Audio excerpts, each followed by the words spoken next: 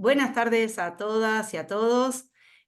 Hoy tenemos el gran gusto de presentar a Ok, Nathan Belcabelo. Él es geógrafo y profesor de Geografía por la Universidad Federal de Juiz de Fora. Tiene una especialización en Derecho Constitucional en 2023. Es asimismo servidor público en el Ministerio de Ciudades desde 2006, actuando en la formulación de la Política Nacional de Desarrollo Urbano y en otras actividades. Asimismo, es vicepresidente del Centro de Estudios Alexander von Humboldt de Buenos Aires, Cava, Argentina. Así que te escuchamos con mucha atención, Nathan, y te agradecemos tu presencia en el día de hoy. Gracias, Juliana. Gracias, Pablo, por la invitación también.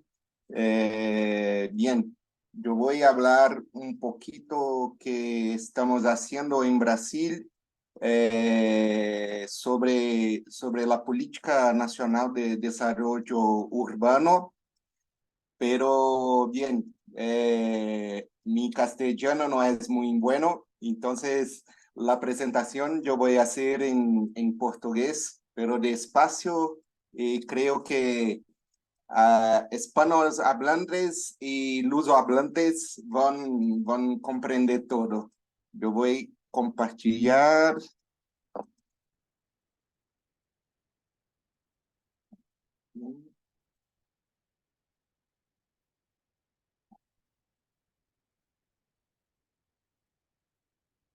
¿Miran la presentación? sí, se ve perfecto. Bueno, la presentación yo escribí en español. Espero que no hay muchos errores. Creo que esto va a ayudar a comprender un poco más lo que yo voy a presentar agora, falando em português. Então, bem, vou apresentar a vocês o que a gente tem desenvolvido sobre os Objetivos do Desenvolvimento Sustentável, né, que são os ODUs, né, que a gente tem feito como estratégia para, inclusive, divulgação, né, da Política Nacional de Desenvolvimento Urbano, que nós estamos desenvolvendo no âmbito do Ministério das Cidades. Então, sinteticamente, eu vou apresentar para vocês um pouquinho do contexto, né, da formulação da PNDU e depois explicar um pouquinho mais o que são esses ODUs, né? Então, bem, a PNDU, Política Nacional de Desenvolvimento Urbano, né, ela é relativamente recente, né, a concepção dela, só que, bem, a política urbana, né, a política de desenvolvimento urbano, né, ela, a nível nacional, no Brasil, ela vem desde a Constituição, ou eu botei a data errada aí, a nossa Constituição é de 88, não é de 1998, não. Ela vem desde 88, né, na Constituição Federal, onde estabelece ali um capítulo especial sobre política urbana, e, bem, e também estabelece os municípios brasileiros como entes da federação, né, com competências, inclusive, exclusivas, né, como, por exemplo, aí no artigo 30 da nossa Constituição, né, essas aí são as competências específicas dos municípios brasileiros, entre outras, está aí legislar sobre assuntos de interesse local e também promover, né, a ordenação do território por meio, principalmente, do planejamento urbano. E aí, bem, o artigo 182 e 183 da Constituição é o capítulo que traz a política urbana, onde deixa claro que a política urbana ela é executada pelo poder municipal, né, nesse compartilhamento de competências, né, a União e os estados ficam com o papel de apresentar diretrizes relacionadas ao desenvolvimento urbano, e quando estamos falando em desenvolvimento urbano no Brasil, nós estamos falando principalmente em 4 políticas públicas básicas, né, que seria o planejamento, né, o ordenamento territorial, né, habitação, saneamento e mobilidade, né? Mas só que, bem, avança um pouquinho mais no detalhamento, né? Como, por exemplo, regularização fundiária e assim por diante. Mas, basicamente, seriam essas 4 políticas públicas, né? Ordenamento, habitação, saneamento e mobilidade. E, bem, é competência do poder municipal a execução dessas políticas de desenvolvimento urbano. E, bem, desde 88, a gente teve, então, um processo de discussão no Congresso Nacional, que demorou mais de 15 anos, onde a gente teve a aprovação do Estatuto da Cidade, né, que é a Lei 10.257, em 2001, né? Em 2001 também, o governo edita uma medida provisória, né, onde estabelece ali o então Conselho Nacional de Desenvolvimento Urbano, e dentro das competências do Conselho Nacional de Desenvolvimento Urbano, que viraria o Conselho das Cidades, né, está exatamente a formulação e a implementação e o acompanhamento da Política Nacional de Desenvolvimento Urbano, né? Então, a PNDU ela surge em 2001 como uma competência do Conselho Nacional de Desenvolvimento Urbano, que, em 2003, com a criação do Conselho das Cidades, vira Conselho das Cidades e, efetivamente, passa a funcionar, né? a ter os seus trabalhos ocorrendo. E, bem, para estabelecer o Conselho das Cidades, em 2003, né, houve um processo de conferências das cidades, nos municípios, nos estados, e culminando na Conferência Nacional das Cidades, em outubro de 2003, que aprovou várias propostas orientando exatamente as políticas de desenvolvimento urbano, né? Ou seja, planejamento, habitação, saneamento, mobilidade, né? E, em 2003, o Ministério editou um caderno, né, que exatamente ficaram conhecidos como Cadernos M-Cidades, onde o primeiro caderno ele era a Política Nacional de Desenvolvimento Urbano, né? Então, percebam que, neste momento, em 2003, a PNDU ela era concebida muito mais em termos processuais e de formulação participativa das políticas de desenvolvimento urbano, né? Então, não se tinha ainda uma percepção da necessidade de transformar a PNDU em lei, porque se tinha a concepção de que as leis que já existiam, e aí diga destacadamente o Estatuto da Cidade, né, que existia na época, e os demais marcos legais que estavam sendo discutidos no Congresso Nacional, né, com relação às políticas de habitação, saneamento, mobilidade urbana, né, esse conjunto de leis conformariam a base legal, né, do que seria a PNDU, né?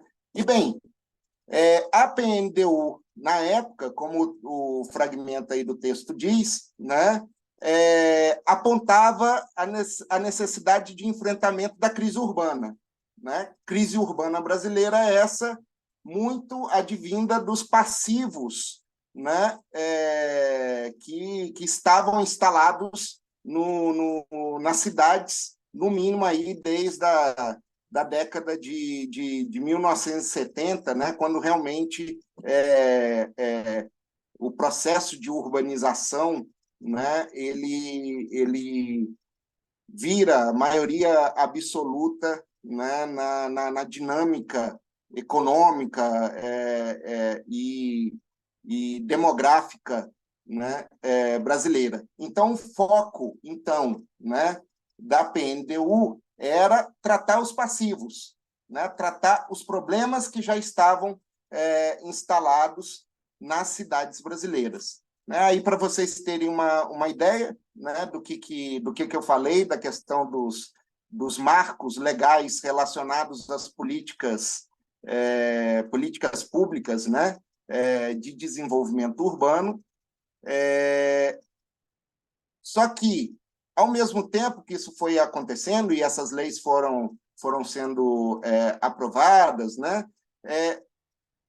foi se percebendo que essa concepção da PNDU enquanto essa totalidade, né, ela estava carecendo ainda de alguns aspectos, principalmente na questão do Pacto Federativo, aonde no Pacto Federativo tinha um problema sério qual que era o papel dos estados, né? Qual é o papel dos estados no âmbito aí do desenvolvimento urbano, porque a Constituição brasileira deixa muito claro qual que é o papel do município, né? E qual que é o papel da União. E os estados ficam bem nesse...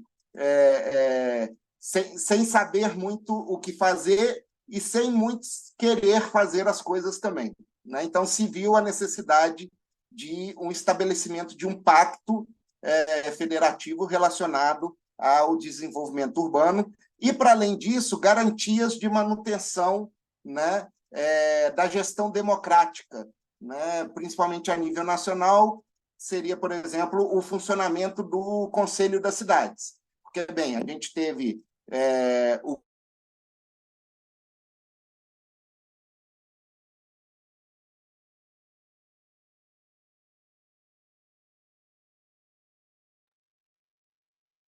Se cortou, creio.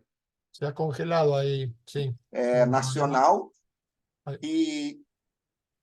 Oi? Te habíamos perdido unos segundos, Nathan. Se había congelado. Ah, tá. Sim. Já me ouve? Ah, sí, sí, sí, ahora se te escucha bien. Tá. Então, eu devia estar falando... Bem, o governo passado, né, teve a fusão do Ministério das Cidades com Integração Nacional, formando o Ministério de Desenvolvimento Regional.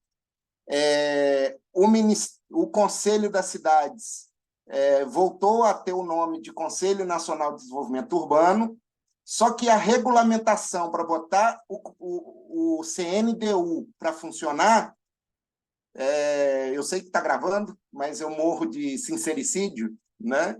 Ficou enrolando dentro do Ministério de Desenvolvimento Regional durante os 4 anos de governo e o Conselho simplesmente não funcionou durante esses 4 anos, né? Então, isso já estava meio sendo antevisto pelo Conselho das Cidades anterior, né? Então, se viu a necessidade de, no mínimo, ter em lei, né, a organização do Sistema Nacional de Desenvolvimento Urbano, né, que entre uma das coisas que estaria dentro desse Sistema Nacional de Desenvolvimento Urbano seria a própria questão do funcionamento, né, e, bem, da composição e tudo mais do Conselho das Cidades como órgão colegiado, né, desse sistema.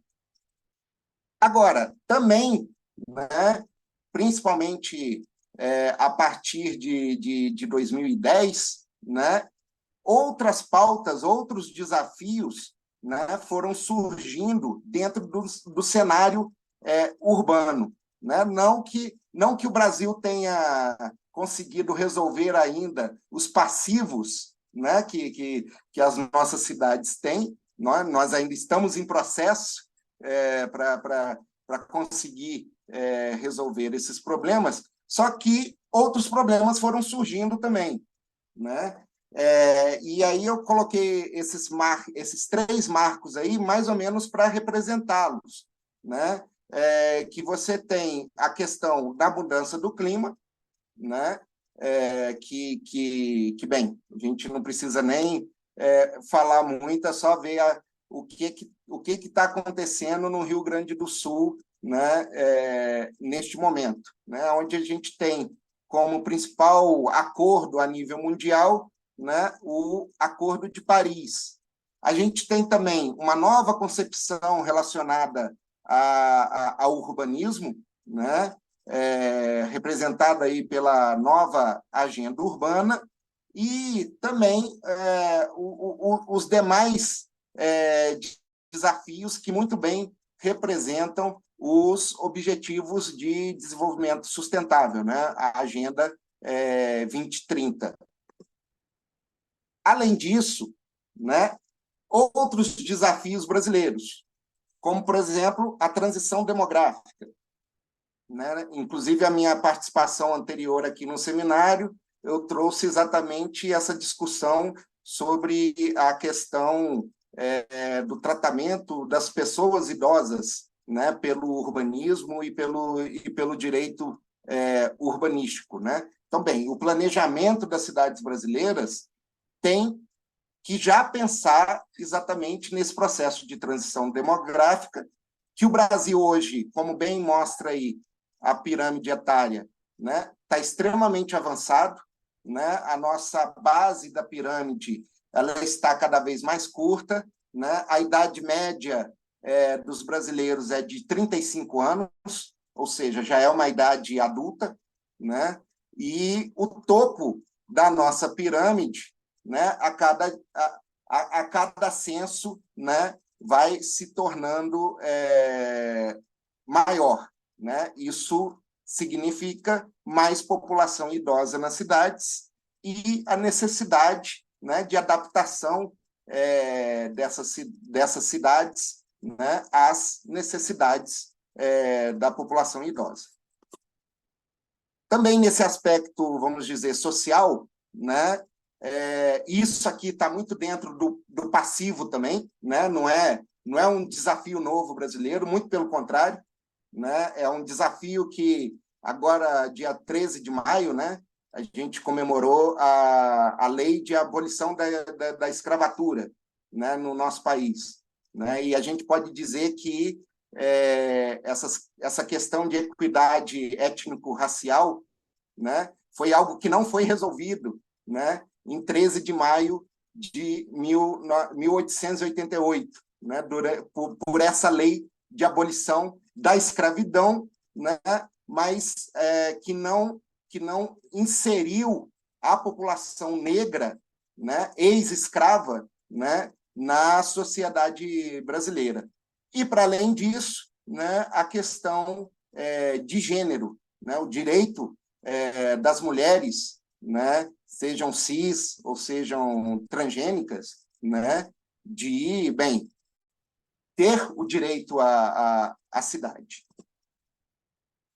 Também, muito dentro do passivo urbano brasileiro, né, a questão do desenvolvimento econômico local, né, mas com um adendo especial, né, do último tempo, que é as mudanças no mundo do trabalho, né, muito bem representada aqui no Brasil, acredito que na Argentina e na Espanha também, né, por esse processo que a gente chama aqui de uberização, né, de um trabalho aonde não existe patrão, né, aonde as pessoas são entendidas como empreendedoras, né, só que, na verdade, são empregadas precárias de aplicativos de celular, né? Então, como encarar o planejamento urbano a partir dessas novas necessidades, né? Essas novas necessidades, principalmente dos trabalhadores, né? Que infelizmente tem que passar por esse tipo de emprego para conseguir sobreviver. E, bem, a própria questão também da transformação digital, né, do uso cada vez mais amplo, né, das tecnologias de informação e comunicação, também dentro da perspectiva dos serviços urbanos, né? Então, a necessidade aí de se preparar as cidades, e aí tem aí a logomarca, né, da Carta Brasileira de Cidades Inteligentes, que é um documento que foi criado por nós exatamente dentro dessa perspectiva do trabalho de formulação da Política Nacional de Desenvolvimento Urbano. Quem tiver interesse aí, depois que eu terminar a minha fala aqui, eu ponho o link, né, para ter acesso a esse documento. Tá? Bem, a elaboração da PNDU, né, principalmente nos 4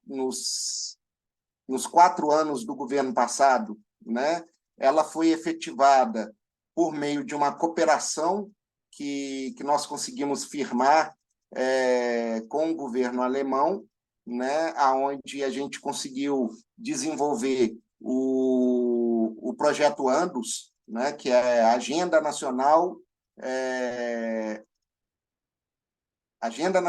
para o Desenvolvimento Urbano Sustentável no Brasil, né? Andus significa isso, aonde tinha como horizonte principal exatamente o processo de formulação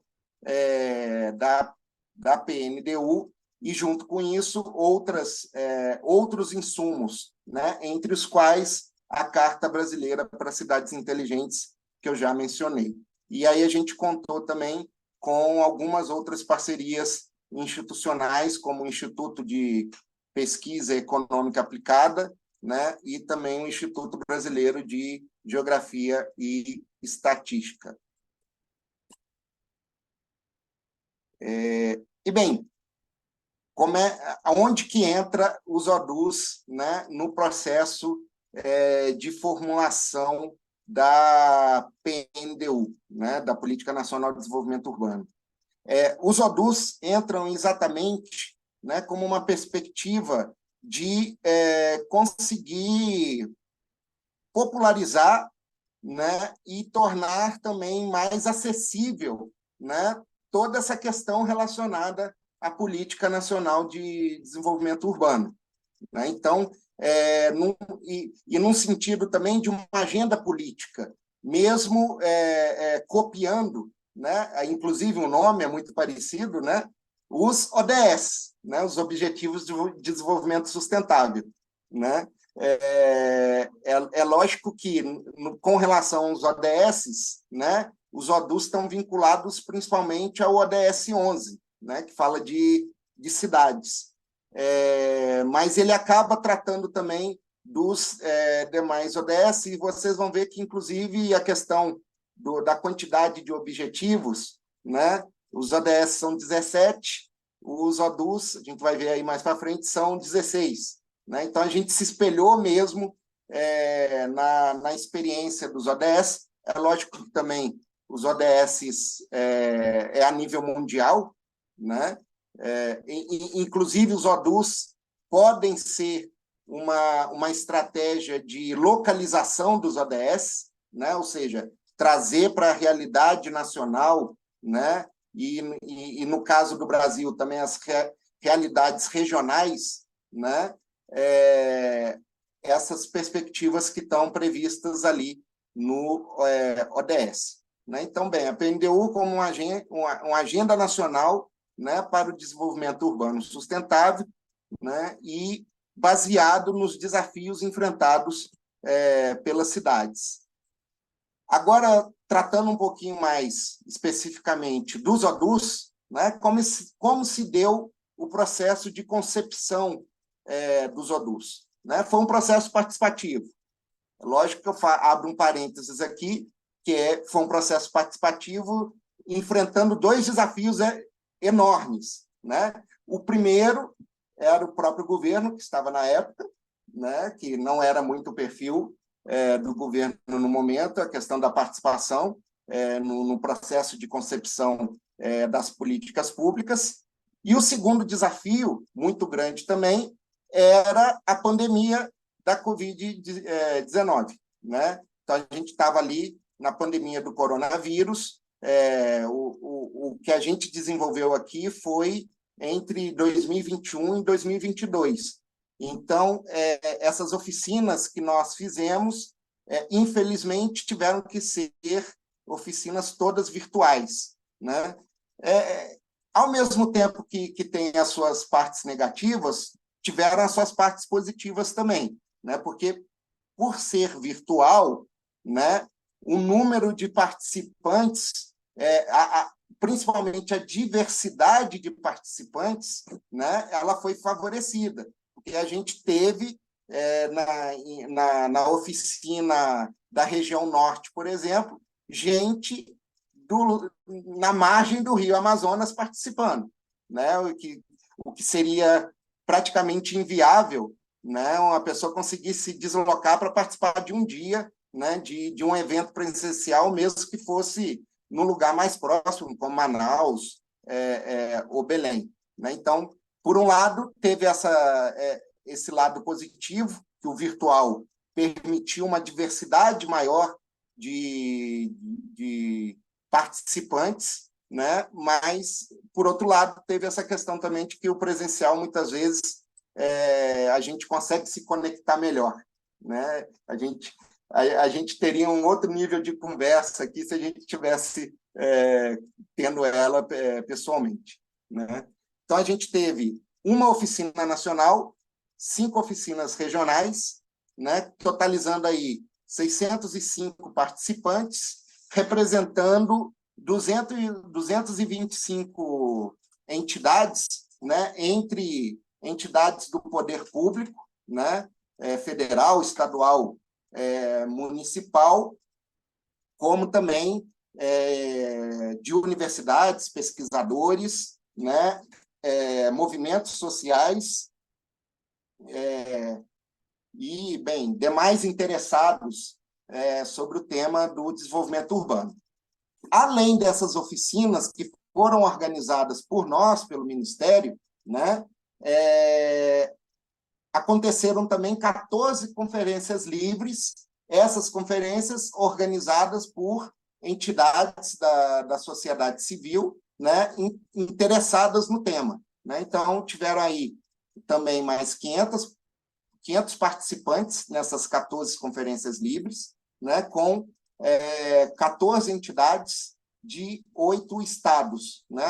As oficinas a gente conseguiu cobrir a totalidade dos estados e do Distrito Federal, né? E as conferências livres aconteceram aí em 8 estados.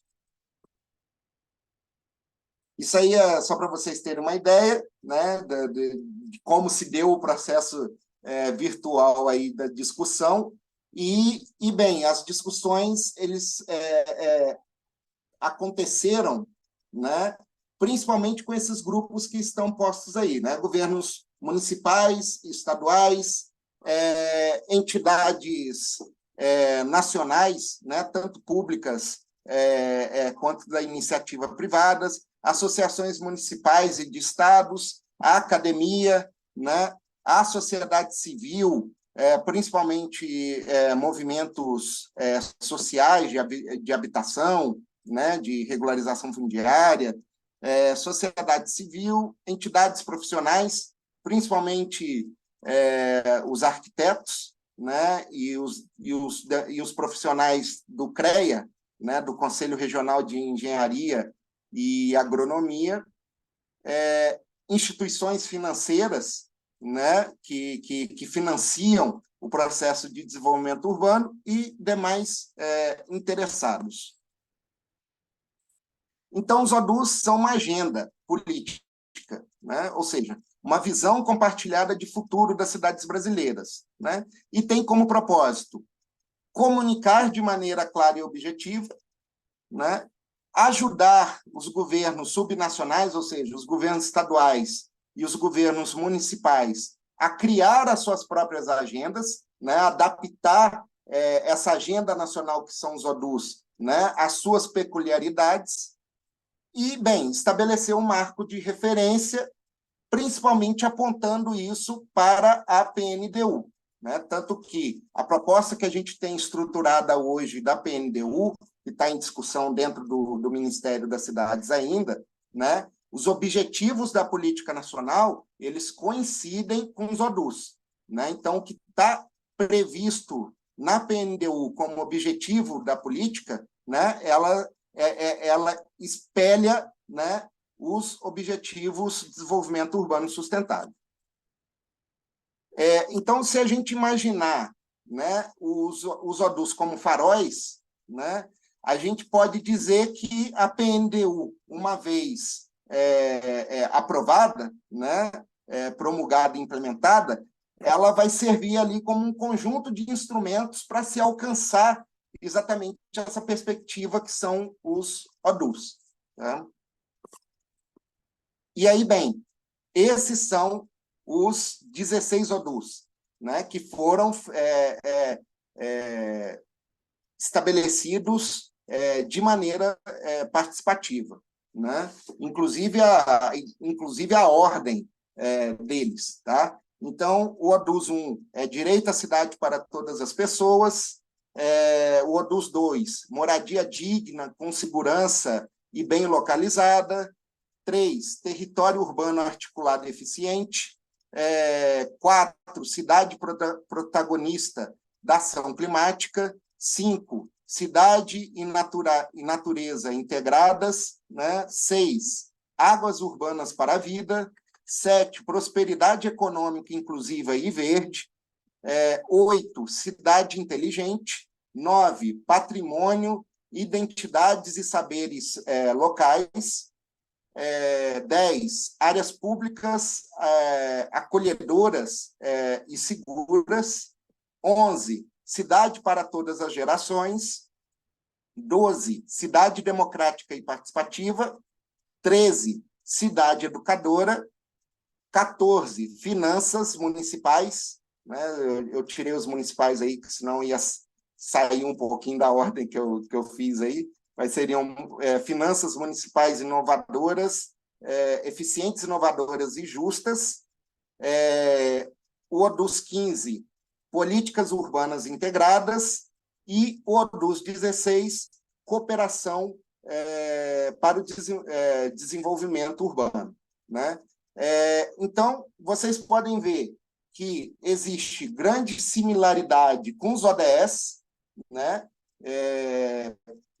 Principalmente o ODS 11, que fala de cidade, mas a gente consegue achar conexões aí com os demais objetivos do desenvolvimento sustentável, né?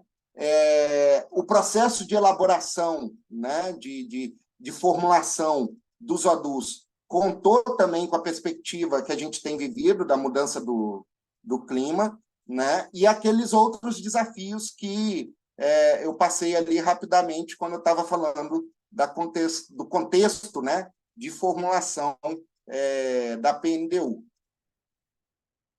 E, bem, a gente pode dividir esses ODUs, né, para já ir finalizando, em 4 dimensões.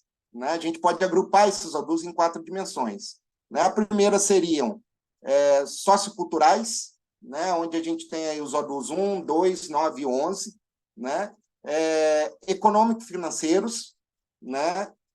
3, 7, 8 e 14, o urbano-ambientais, né? O 4, 5, 6 e 10, e político-institucionais, o 12, o 13, o 15 e o 16.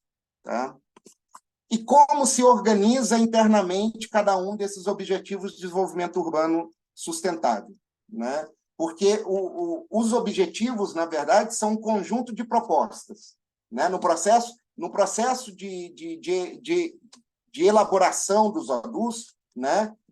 Os participantes levantaram milhares, literalmente, milhares de propostas. Né? Tanto que isso deu um trabalho hercúleo para poder organizar. Né? E aí a gente, no Ministério, organizou essas propostas, né, em caminhos possíveis, né, ou seja, aquilo que era identificado como estratégia, né, e horizontes visíveis, né? Ou seja, como metas, né? Objetivo é uma meta, né? Então, os ODUs são metas, são coisas que se querem alcançar. Agora, dentro de cada ODUs, a gente tem horizontes visíveis específicos, né? Que são metas específicas.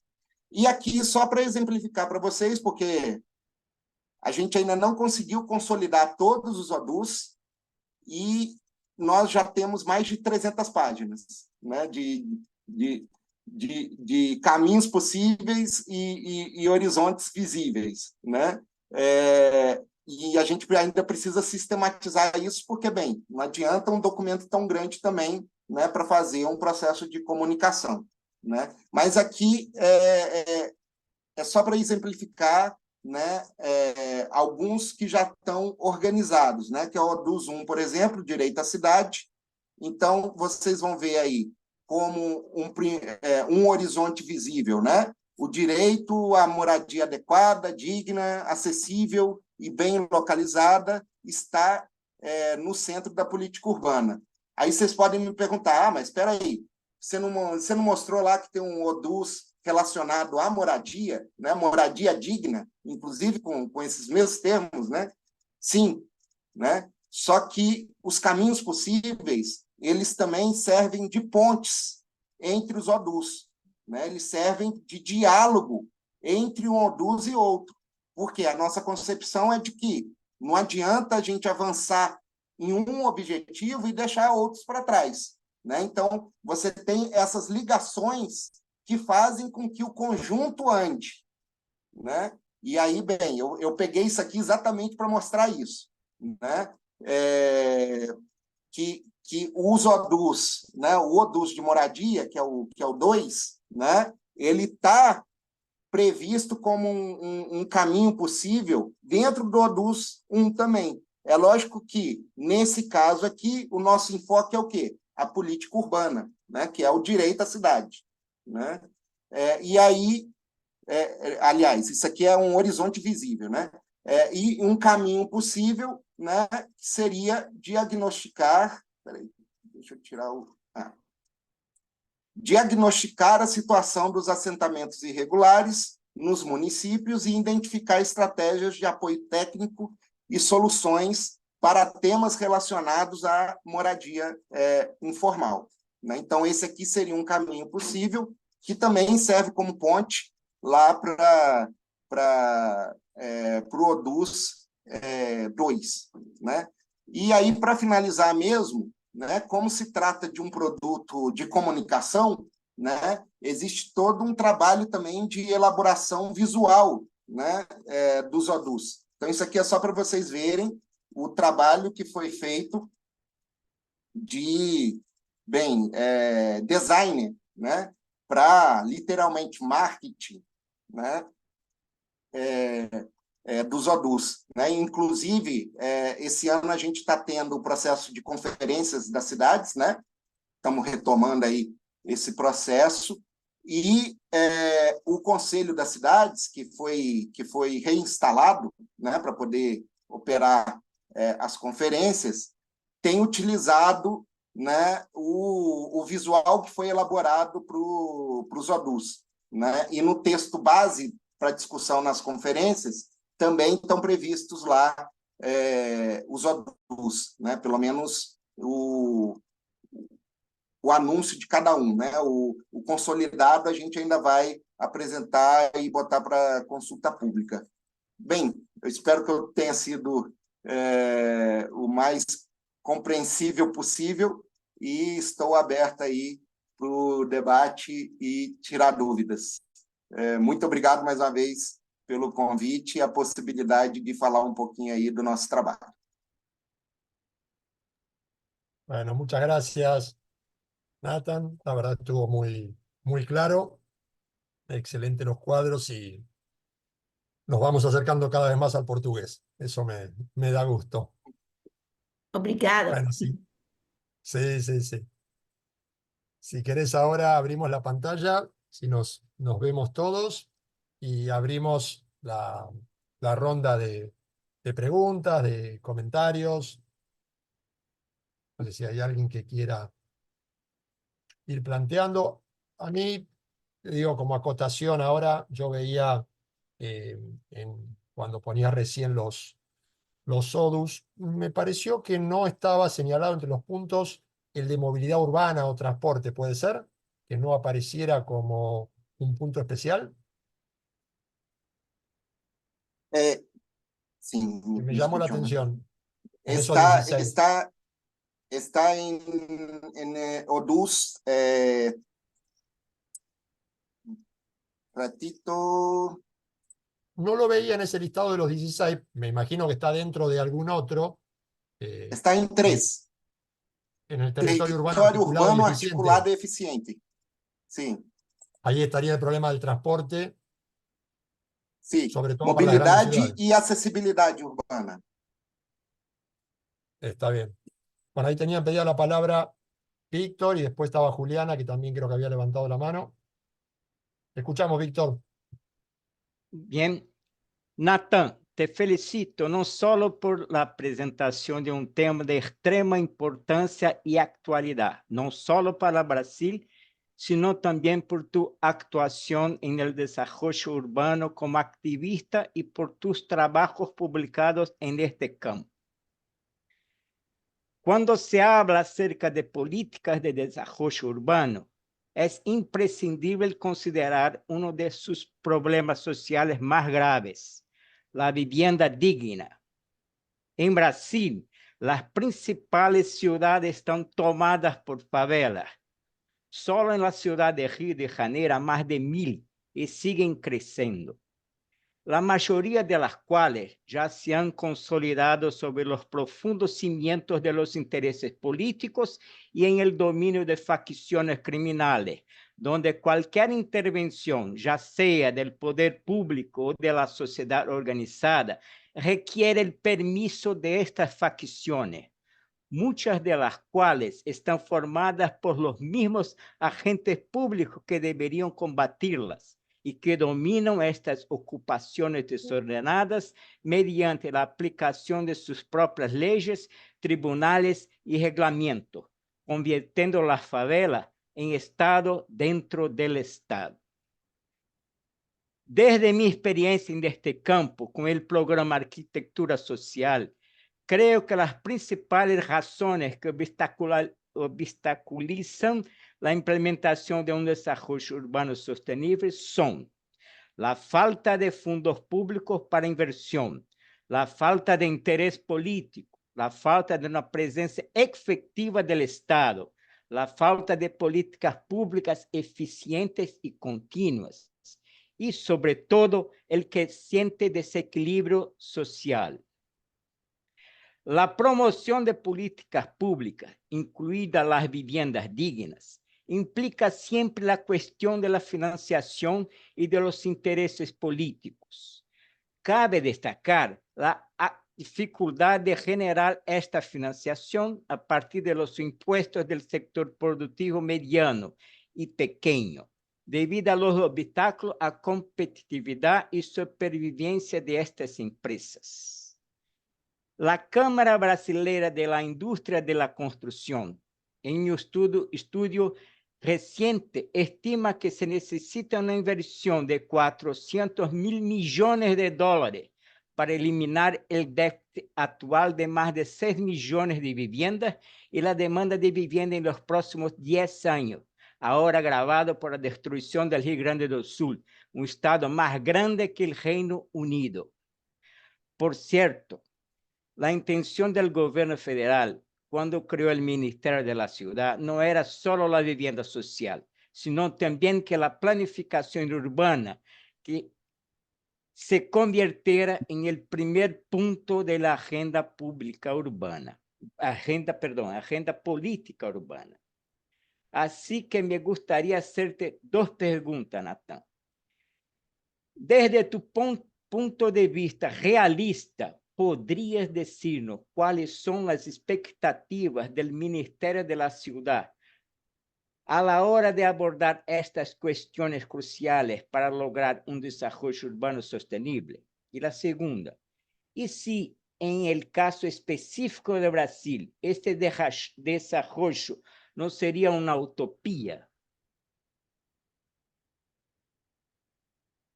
Já respondo Sí, sí, sí. já? Tenés la palabra, Nathan. Por favor. La idea es que sea un Bueno. diálogo así fluido. Sim. Bem, primeiramente, eu não estou falando aqui como ministério, né, porque o meu discurso, inclusive, seria completamente diferente. Né? Eu estou aqui falando enquanto técnico, né, que iniciou o seu trabalho no Ministério em 2006, né, e vem acompanhando esse processo desde então. Né? Bem, a perspectiva oficial do Ministério das Cidades, né, é de enfrentamento dessas questões por meio da integração das políticas. Né? Esse é o discurso oficial, né? Bem, é o trabalho que eu, enquanto técnico, né, acredito e acho que é o necessário, né, para se resolver os desafios de qualquer setor, na verdade, né? Exatamente porque as coisas acontecem no território, né? As coisas acontecem na cidade de maneira única, né? Você não divide a sua vida cotidiana em moradia, em saneamento, em mobilidade, não, né? Você vive a cidade, né? Agora, o que acontece, né? A gente tem, enquanto organização da política pública, né, uma setorialização muito grande, né? E interesses políticos, econômicos envolvidos nessa setorialização extremamente grandes também. Né? Então, é um desafio contraditório, né? Porque, ao mesmo tempo que a gente trabalha pela integração e a gente vê a necessidade dessa integração das políticas públicas, né? Para, inclusive, favorecer, fazer com que o investimento tenha um valor maior, né? A gente consiga fazer mais com menos dinheiro, né?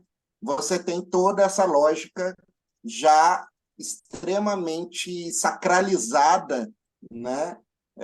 Nos setores, né? Onde há esse, eu diria, no mínimo, aí, um conflito no processo de integração. Né? E aí, bem, a gente está falando de empreiteiras, a gente está falando de companhias estatais, privadas, né? Extremamente grandes e com grande poder econômico, né? Que fazem com que a gente continue operando na prática, né? do Ministério das Cidades, né? Dentro do que a gente chama de caixinhas, né? Cada um dentro do seu setor, né? E aí colocando sempre o planejamento, né, como algo que atrapalha, por incrível que pareça, né? O planejamento é sempre algo que atrapalha, porque é algo que tem que ser feito antes e demora, e o poder e os municípios não têm capacidade de planejamento. Então, como é que eu vou repassar recursos para eles de habitação, de saneamento, de mobilidade, se eu tiver que cobrar deles o plano diretor, né, que é o instrumento básico de planejamento no Brasil, né? Então, a gente vive dando essas voltas no próprio rabo, né? E, bem, na verdade, o próprio ODUS, né, é uma perspectiva de tentar quebrar esse ciclo vicioso. Né? Por quê?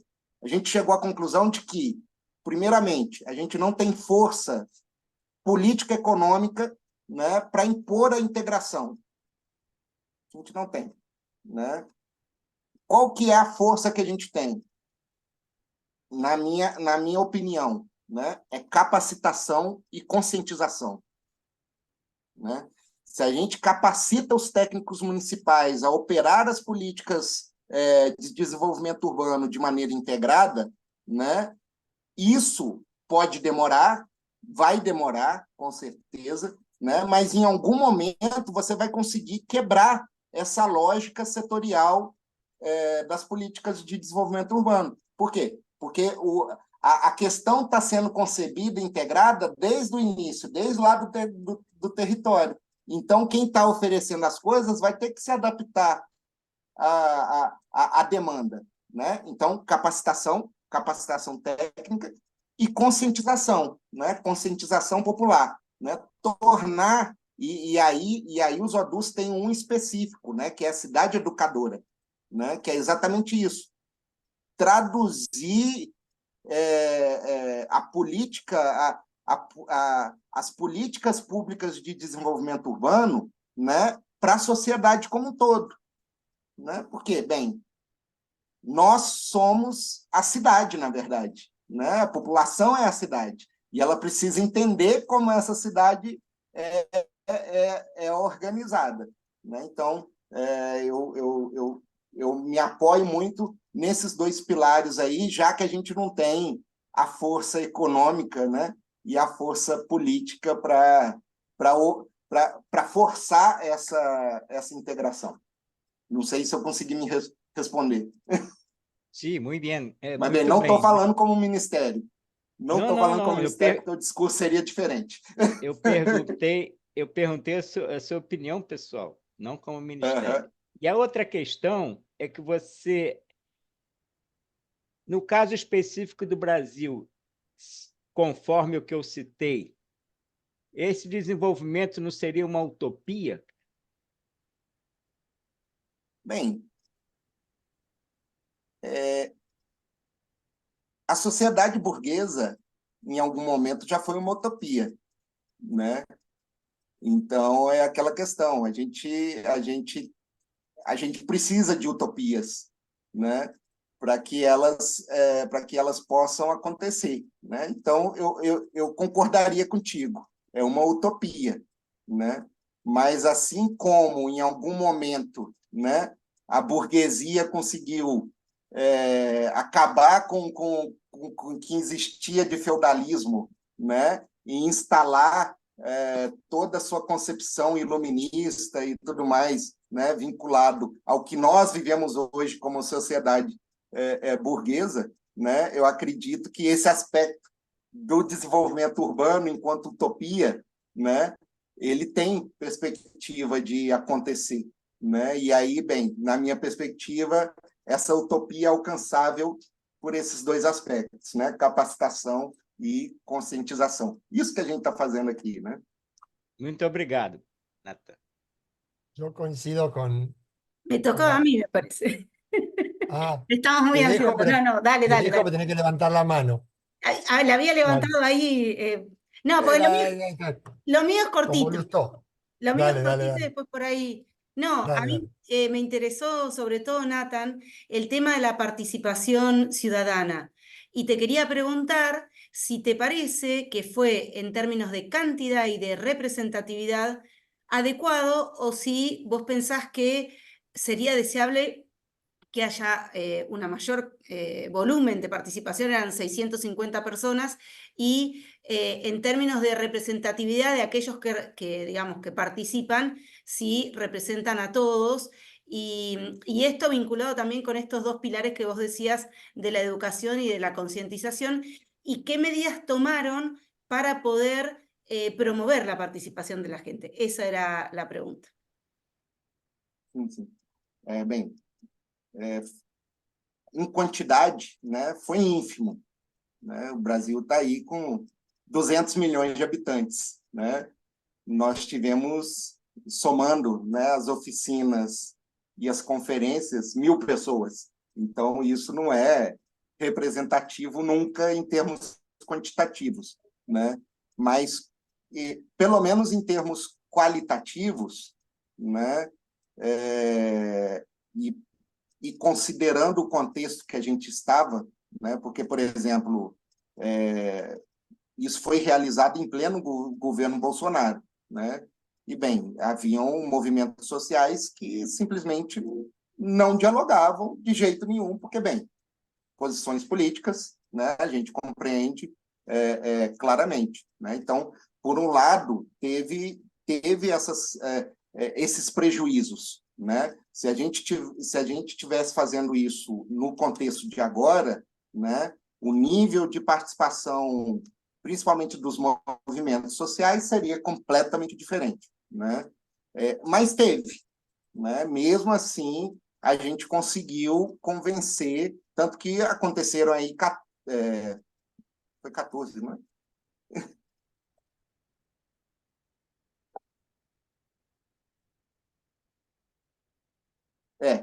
A gente teve 14 conferências livres, né? Algumas delas realizadas, inclusive, por movimentos sociais também, né? E, bem, por ter sido feito em plena pandemia, né, a gente teve esse outro prejuízo também, né? Que impossibilitou, né, a realização de pelo menos alguns eventos presenciais. Mas, por outro lado, pelo processo ter sido virtual, o que eu falei antes realmente aconteceu. A gente tinha Ribeirinho do Rio Amazonas participando, conectado, né, na conferência, na oficina que aconteceu na região norte, né? Então, no qualitativo, no quantitativo realmente foi ruim. No qualitativo, eu não diria que foi ótimo, poderia ter sido muito melhor, né? Mas a gente conseguiu uma diversidade muito interessante, né? Para poder conseguir fazer a discussão, né? E bem, esses 1.000 participantes trouxeram mais de 1.000 propostas, né? Que é o desafio que a gente está tendo de sistematizar, né? Agora, os ODUs não estão finalizados, né? Eles estão em processo de consolidação, né? A partir dessa consolidação que a gente fizer no Ministério, a gente vai voltar a colocar os ODUs em consulta pública, aí sim, a nível nacional mesmo, pelo sistema do governo, né? De consulta pública, e, bem, vai estar aberto para mais contribuições dentro de cada um dos objetivos. E aí eu acho que vai aparecer mais coisa interessante. Muchas gracias. Y yo quería volver sobre lo que planteaban Víctor y Nathan sobre el tema de la utopía. Yo personalmente coincido con Nathan en que la utopía es necesaria, la utopía nos marca un camino.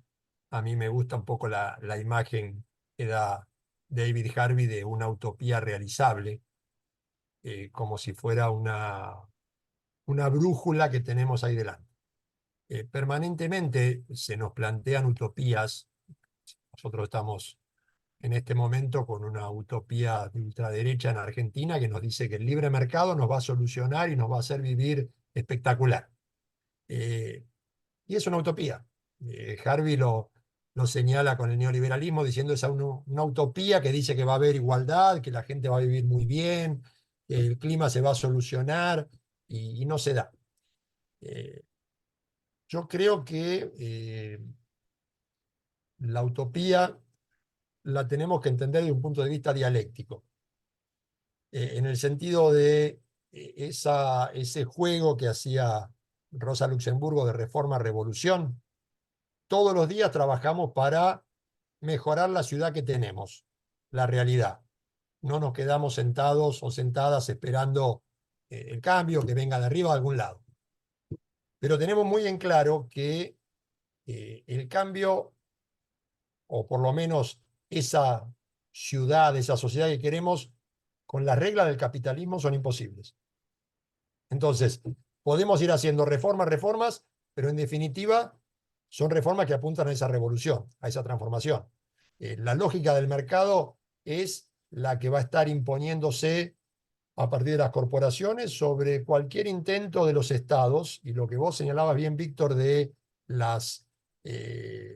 los intereses políticos que frenan, lo mismo que decía Nathan, son intereses económicos. Hoy por hoy los estados están dominados por las grandes empresas.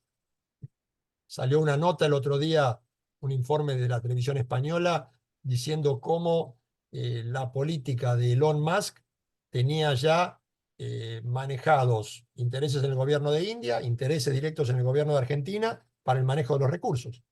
Y cómo esos presidentes, esos responsables del Poder Ejecutivo, lo que hacían era seguir esas órdenes de las grandes empresas. Entonces, yo creo que la herramienta es seguir luchando, tratar de lograr a partir de una participación que el Estado intervenga.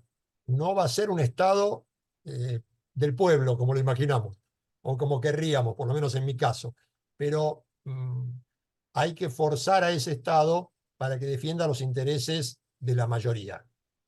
Y creo que ahí está un poco la lucha o el debate muy básico que intentamos desde este espacio de tratar de construir esas alternativas. Es una lucha desigual, pero por lo menos creo que es lindo darla y es una obligación. Entonces, Brasil me parece admirable haber logrado ese avance legal, tener incorporado en la Constitución el derecho a la ciudad, tener el Estatuto de las Ciudades, tener todo el instrumento que hoy también describía Nathan como estructura. Ahora, si llega Bolsonaro y la vacía económicamente, es muy difícil poder lograr avances efectivos, que los hubo. Me consta que en la época de Lula, sobre todo en el primero o segundo gobierno, hubo avances muy destacados, y por las noticias que nos llegan a nosotros, en este momento están nuevamente avanzando en muchos aspectos.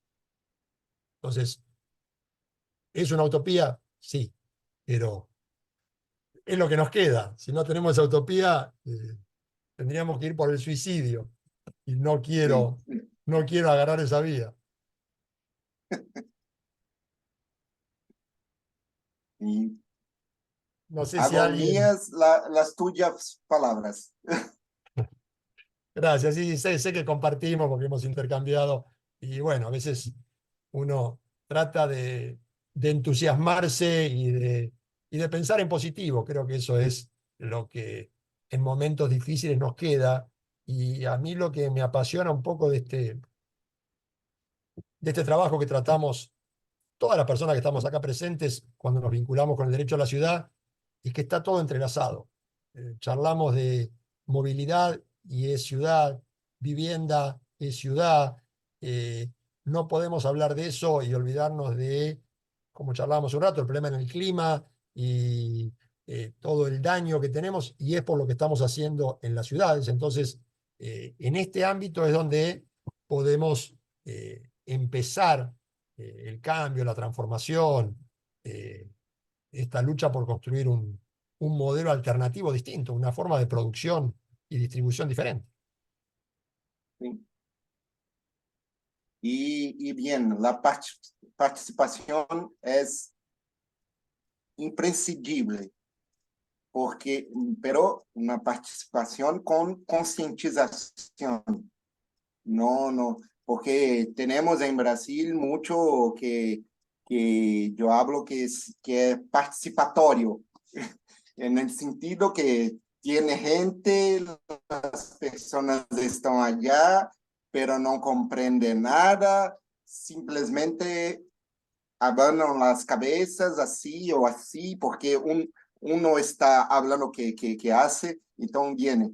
La participación necesita de concientización, de que las personas saben lo que están hablando, sobre lo que están hablando, y lo que las cosas que están hablando van a desdoblar en sus vidas. Yo creo que ahí Brasil ha dado uno de los grandes maestros en este aspecto, que es Paulo Freire. Acá es básico el tema de educar para un pensamiento crítico.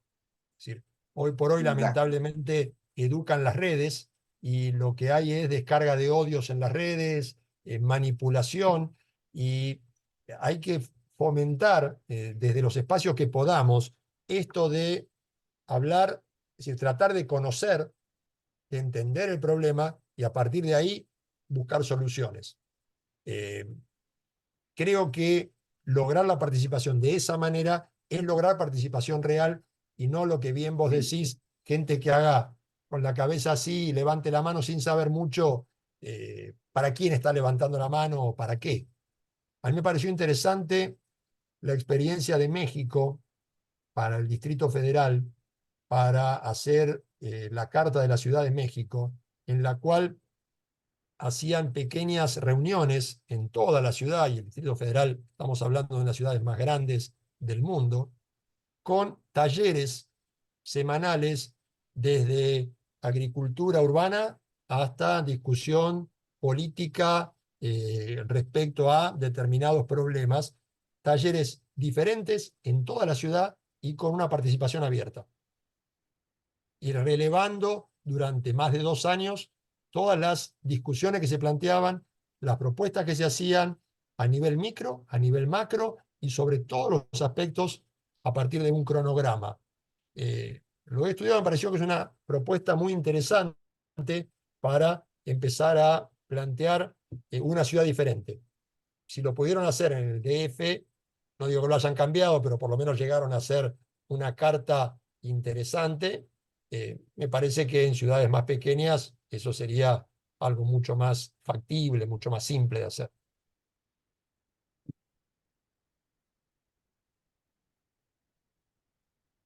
No sé si alguien más quiere hacer algún comentario.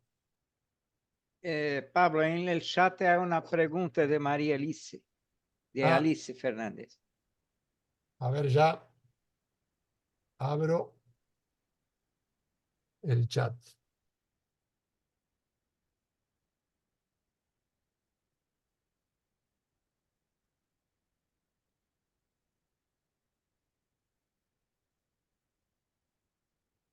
Una pregunta de Alice.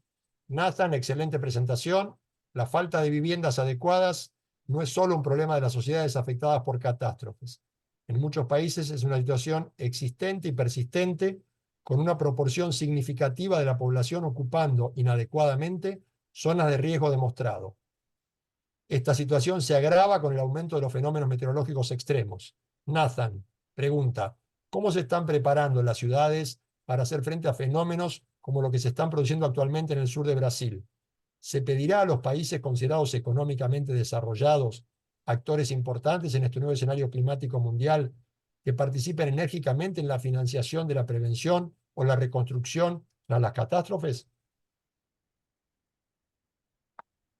Bem, primeira pergunta, o Ministério ele tem enfrentado na perspectiva da prevenção.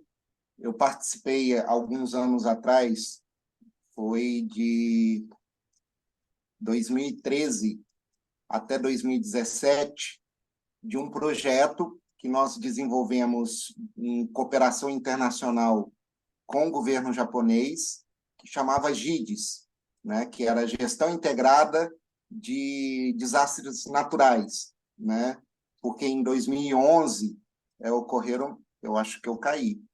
Me ouvem? Se te escucha bien, ¿eh? Sí, sí, bien. Ah, tá. É porque aqui travou. Mas em 2011, né, ocorreram algumas catástrofes no Brasil, na região serrana do Rio de Janeiro, Petrópolis, também no Vale do Itajaí, em Santa Catarina. E aí, bem, a gente viu que o planejamento urbano ele tem um papel fundamental, né, na gestão de risco, né? Só que na perspectiva não de mitigar, né? O desastre aconteceu, o que a gente vai fazer? Não, né? O planejamento ele tem um papel fundamental na prevenção, né? Ou seja, evitar que o desastre aconteça, né? Evitar ao máximo, né? A gente sabe que tudo não é possível, né? Mas evitar ao máximo. E aí, bem, a gente desenvolveu de 2013 até 2017 esse projeto GIDES, onde a gente conseguiu fazer alguns manuais, né? Foi um projeto muito rico, que envolveu o Ministério das Cidades na época, o Ministério da Integração Nacional, que tinha a Secretaria de Defesa Civil, né, brasileira, CEMADEM, que é um laboratório de monitoramento, né, dos desastres naturais, o SEAD também, vinculado ao Ministério da Integração, e também o Ministério do Meio Ambiente participou também, e ainda teve o Serviço Geológico Nacional, né, o Serviço Geológico Brasileiro, né, a CPRM participou desse projeto também. A gente desenvolveu aí vários manuais, né, desde do enfrentamento ao desastre, né, passando pela mitigação, né, e vindo até a prevenção, né, que aí era o nosso foco, né, no planejamento urbano. Só que aí, bem, 2017, a gente estava ali em pleno governo de Michel Temer, a Dilma tinha acabado de ser impeachmentada, né, teve toda uma mudança no ministério, e logo em seguida veio o governo Bolsonaro, né, todo esse trabalho do projeto, né, foi meio que escanteado, né, jogado para o lado. E aí, bem, agora com a retomada do Ministério das Cidades e tudo mais, os trabalhos voltam. Aí, agora a gente tem uma secretaria específica, né, que é a Secretaria Nacional de Periferias, que ela está responsável por esse papel também. Ela atua nas periferias, atua com regularização fundiária e também na prevenção de risco, né? E aí, bem, os colegas lá da Secretaria Nacional de Periferias estão retomando toda essa perspectiva aí do planejamento urbano, né, no sentido da prevenção, né? Inclusive, tem gente da Secretaria Nacional de Periferias lá no Rio Grande do Sul, né, já junto com o pessoal do Ministério do Meio Ambiente, né, já pensando em como que estas cidades vão ser reconstruídas lá no Rio Grande do Sul, né? Se é possível reconstruir onde elas estavam, né? Se não, né, para onde se vai essa população, né? Ou se não tem outro jeito, vai ficar ali aonde infelizmente aconteceu todo o desastre. Como é que a gente pode mitigar ao máximo, né, para que as coisas não voltem a acontecer? E os colegas estão lá no Rio Grande do Sul já botando isso aí para pelo menos pensar para logo que as chuvas derem uma trégua, né, já conseguir ir implementando essa perspectiva. E, bem, sobre a questão da internacional, né, eu acho que, sem dúvida, né, é preciso a cada dia mais que haja um equilíbrio econômico mundial também, né? Os países ricos, né, não ficaram ricos só porque eles são bons, né? Muito pelo contrário, né? Eles são ricos porque eles não são bons e não foram bons durante muito tempo, né? Então está na hora de equilibrar um pouquinho mais. E, bem, aí eu acho que o protagonismo de financiamento, né, para mitigar e reverter esses aspectos relacionados à mudança do clima, né, que, afinal de contas, não é uma coisa que aconteceu o ano passado, né, nem há 10 anos atrás, né, e nem muito menos com desmatamento e com queimadas na Amazônia, né? Mas a gente está falando de coisas que estão acontecendo agora que tiveram a sua origem, né, há 100, há 200 anos atrás, né, quando as chaminés, né, das fábricas, né, em Manchester, em Liverpool, né, e tantas outras cidades industriais aí do Reino Unido, da Europa como um todo, né, estavam ali jogando toneladas e toneladas de monóxido de carbono e dióxido de carbono aí na atmosfera. Não que a gente não tenha que enfrentar, né, o desmatamento, as queimadas, temos, né, E aí isso é culpa nossa, né? Que eu falo Brasil, né? Dos brasileiros a gente precisa enfrentar, né? Só que cada um tem que assumir a sua parte da culpa das coisas que estão acontecendo hoje, né? E aí, bem, os países ricos precisam, né, tirar um pouco de dinheiro do bolso e passar para quem tem sofrido as consequências do acúmulo de riqueza que eles têm hoje. Foi Y eso ótimo, doutor. Desculpe, muito obrigada. y lo que planteabas vos, Alice, es un tema muy interesante, que es el tema de la deuda ecológica, como le llaman. Hay un autor español, Martínez Alier, que viene trabajando con ese tema, sobre todo para Latinoamérica, y después hay otros de sectores de lo que le llamarían el ecosocialismo, como Naomi Klein, están trabajando fuertemente en esto. Se han arribado a compromisos. La última conferencia de París estableció un porcentaje que tenían que pagar los países desarrollados para la prevención y mitigación. Ahora yo estaba viendo, justo por un trabajo hace unos días, el último informe de fin del año pasado del secretario de la ONU, donde justamente sacaron un documento muy crítico respecto al cumplimiento de esa financiación, o en realidad el no cumplimiento de la financiación, y en paralelo cómo había habido un muy preocupante aumento en la extracción y la explotación de hidrocarburos. Con lo cual, todo este tema que estamos hablando hoy, las consecuencias que estamos viendo en el sur de Brasil, se agravan en lugar de ir avanzando hacia esos objetivos de 2030 o el objetivo más lejos de mantener por debajo del 2% del calentamiento global para el 2050, que si, digamos, si seguimos por este camino, agregándole guerra en Gaza, guerra en Ucrania, la verdad es un proceso autodestructivo muy preocupante, muy preocupante. Pero la deuda ecológica es esencial en la pelea. Si a eso le sumamos que no llega la ayuda y aumenta la exigencia por los pagos de la deuda externa que tenemos todos los países del sur, es, como decimos en Argentina, un combo, un conjunto de cosas muy, muy difíciles de levantar. No sé si hay alguien más que quiera hacer algún comentario. Yo sé que ahí Elizabeth y Roy viven en unas ciudades que están elegidas entre las mejores de ciudades, por lo menos en el ranking. Lo que me llegó el otro día de Vigo y Pontevedra estaban entre las mejores ciudades en respecto al cumplimiento del derecho a la ciudad. Bueno, Pontevedra sí que es modelo de peatonalización. Recientemente, ahora es que Roy tuvo que salir un momento, ahora se incorporará.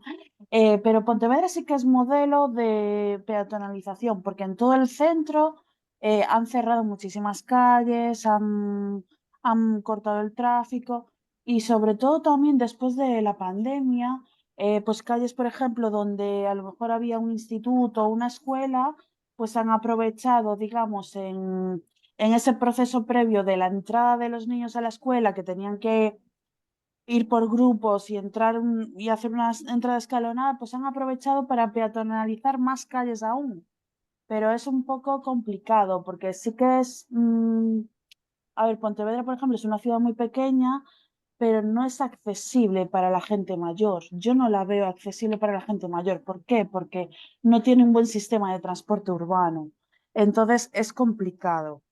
Vigo, por ejemplo, bueno, tú, Pablo, supongo que la conoces. Sí, Vigo sí, es me horrible impresionó. porque es una ciudad que está así, tiene una montaña en el medio, el mar hacia un lado y es así, un pico. Entonces es inaccesible ya por las cuestas que hay.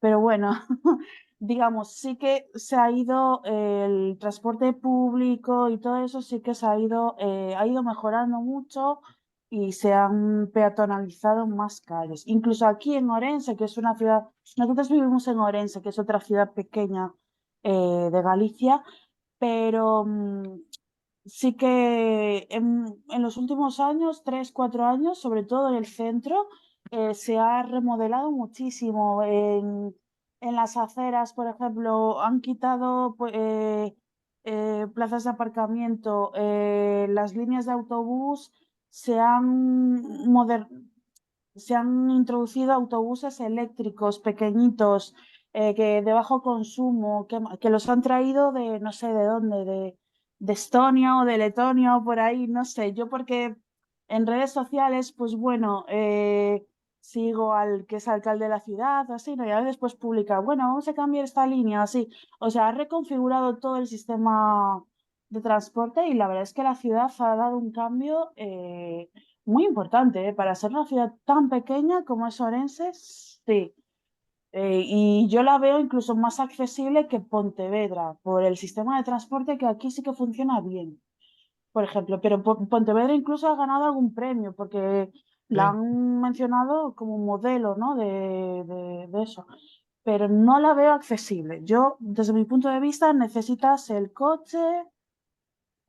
Para la gente mayor no es accesible, desde luego, porque no hay sistema de transporte. Yo he Sí, vivido allí y no, la no la presentaban veo. como un ejemplo de ciudad de 15 minutos, esto de poder ir caminando hacia todos los lugares. A mí en ese sentido la que me Bueno, llamó la atención como un cambio muy positivo fue Vigo, porque como decís vos, una ciudad que tiene subidas y bajadas y para la gente mayor o con problemas de accesibilidad es sí, complejo.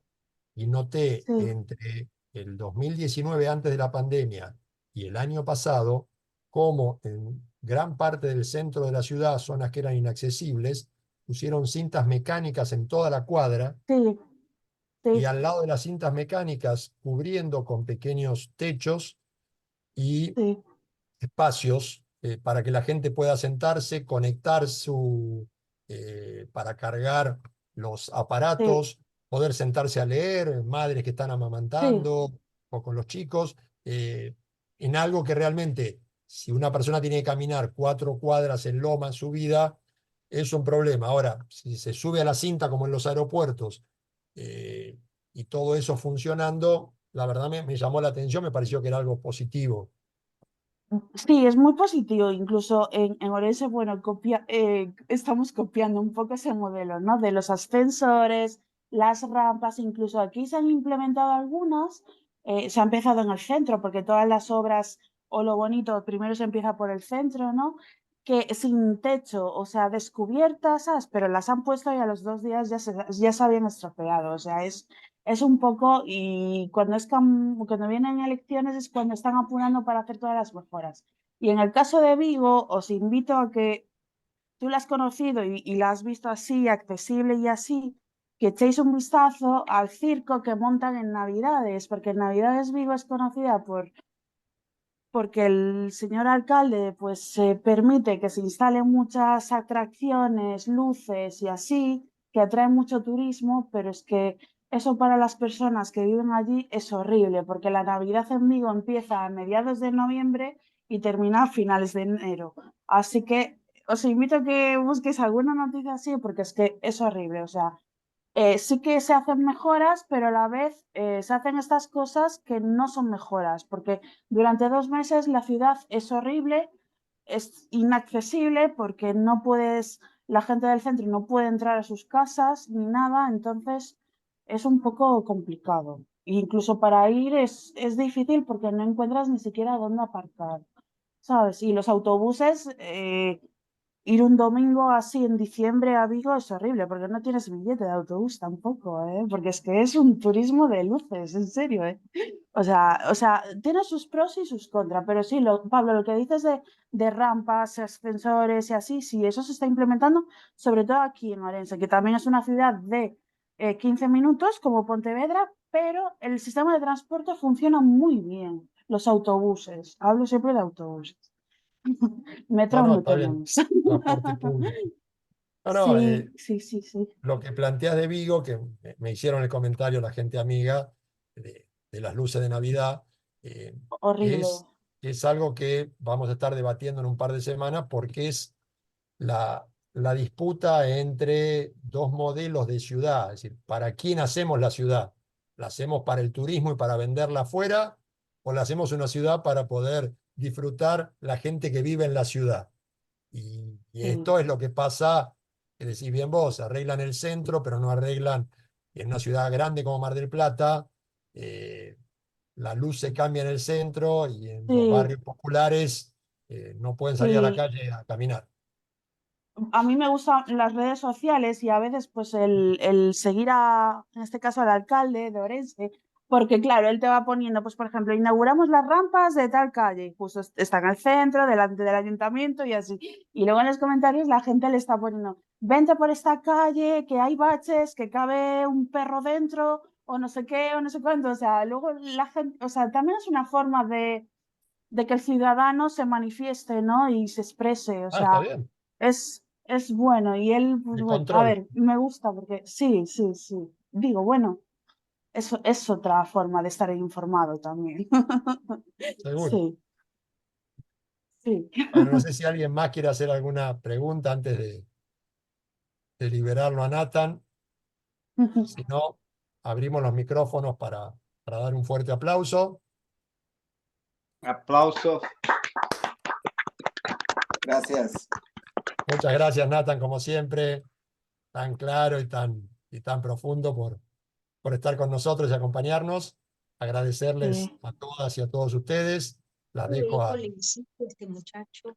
a Juliana y a Estefanía para el cierre y nos vemos la semana que viene. Gracias, Bueno, gracias a todos. bueno, Hasta luego. Nathan, te agradezco la participación, muy Gracias. importante tu presentación. Y bueno, y gracias a todos y todas por sumarse. Juli, perdón. Sí, muy interesante, Nathan, así que también ya estuve buscando los links que compartiste y bueno, agradecerte, esperamos que vuelvas a estar por acá y al resto que nos han acompañado también. Y bueno, nos vemos la semana próxima. Un abrazo. Sí, que grande. vamos a tener a la arquitecta Paula Suero, que va a estar hablando de propuestas en torno al derecho a las ciudades, de la arquitectura y el urbanismo. Así que les esperamos. Hasta luego. Buen Chao. fin de Adiós, semana. Un abrazo, cuídense. buen fin de. Adiós.